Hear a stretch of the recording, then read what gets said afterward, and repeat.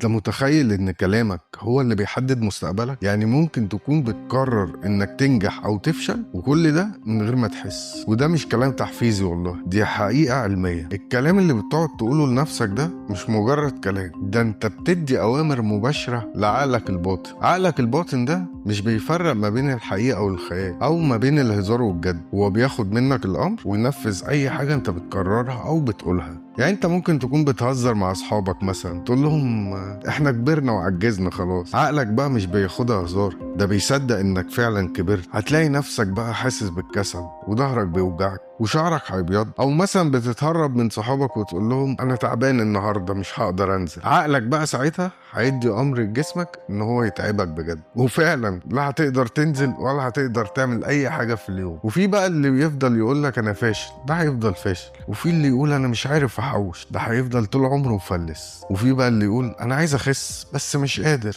ده عمره ما هيخس وعمره ما هيعرف يبطل اكل. الخلاصه بقى ان عقلك اللاواعي بيسجل كل كلمة انت بتقولها وبينفذها فورا. يعني انت كده بتخرب حياتك بكلمتين. طب ايه الحل؟ الحل في كلمتين: غير حياتك يتغير مستقبلك. لاعب الملاكمة محمد علي كلاي كان دايما يقول بكل ثقة انا الاعظم، حتى قبل ما يدخل اي بطولة، وفعلا بعد كده بقى هو الاعظم. هقول لك على قصة تانية. كان في ست فقيرة عايشة على المساعدات. الست دي كتبت رواية، والرواية بتاعتها اترفضت أكتر من 15 مرة، بس على طول كانت بتقول أنا كاتبة ناجحة وكتابي ده اللي أنا ألفته هيغير حياتي. عارف دي رواية إيه بقى؟